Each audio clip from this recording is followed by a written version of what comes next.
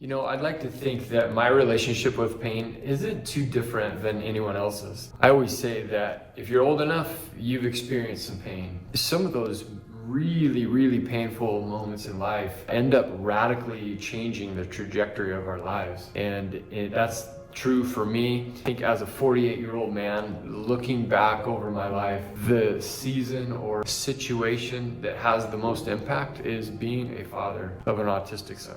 Now, let me be clear that my son did not cause the pain. I own that 100%. The pain that I experienced in that situation is due to my inadequacy and my inability to be the man and the father that he needed in that time. I sort of paint this picture, or at least I did early on, of these invisible chains bound around his head. They blocked his ability to interpret and experience the world like many of us do.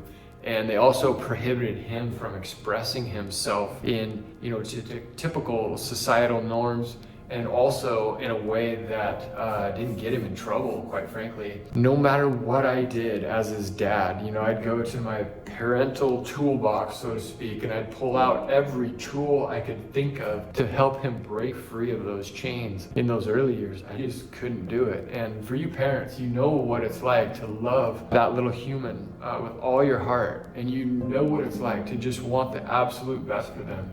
And the weight that came from not being able to provide that for my son, it was crushing, to be honest with you. In 2012, we were 5 years into parenting him, and the weight of that was so heavy that it began to affect my mental capacity to the point where I suffered from some pretty severe depression. As a result, if you know anything about depression, you kind of know that your physical fitness, you begin to stop caring about that too. And as a result, your spiritual wellness sort of takes a hit. And so I kind of had it coming from all sides once I sort of slipped into that darkness. On top of all that, our family was struggling with some financial situations. I was dealing with other relationship stuff where I just felt alone and isolated in my world. And on top of that, I was actually trying to heal from a major accident that almost killed me. All of that whole perfect storm kind of coupled together in 2012. I began to think those words that no one wants to hear from any of their loved ones, and that's,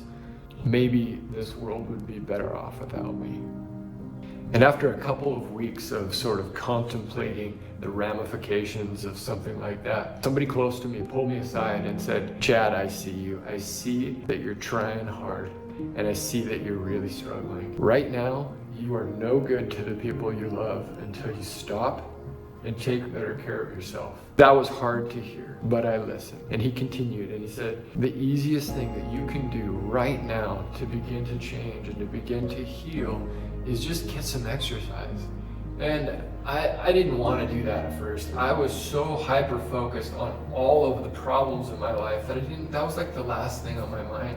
But I took his advice and I decided to start exercising. If you know anything about the brain, you know that your brain chemistry actually changes when you begin to exert yourself. And so I started exercising, started feeling a little better. I kept exercising, and then little by little, I was actually kind of coming out of that fog. I began to think more optimistically about life, and I began to actually be grateful again. As I got physically fit, I began to get mentally fit as well. And sure enough, the spiritual fitness came in right behind it. I began to rekindle my relationship with God and hear his voice again. I got far enough beyond that, and I looked back and I thought, man, could have been super catastrophic. It wasn't. And the one thing that got me to change was one simple decision to start exercising. And then I got even further beyond that. And I looked back at the situation. I looked back at who I was before, and I looked at who I had become, a stronger, better version of myself. And I thought, man, I actually needed that hardship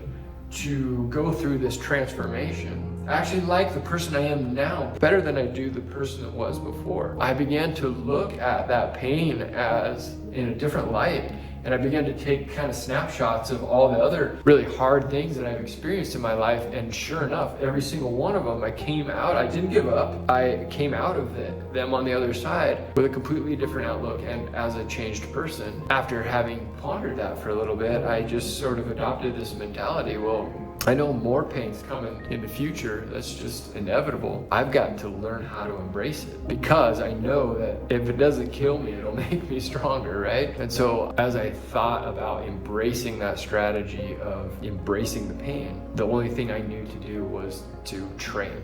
And that was, we put pain in my life, calculated, manageable pain every day in my life as a training mechanism, as a growth mechanism, so that when that future pain comes, I'm ready for it, I'm stronger. As a dad, as a husband, as a friend, I want to be prepared. I want to be able to take care of my tribe in a way where I keep my head screwed on straight. I don't ever want to go back to that darkness. So this is basically the essence of the prioritized pain movement. Heal from past pain, past trauma. Put pain in your path deliberately in the present so that you can be a stronger, better version of yourself when the future pain comes.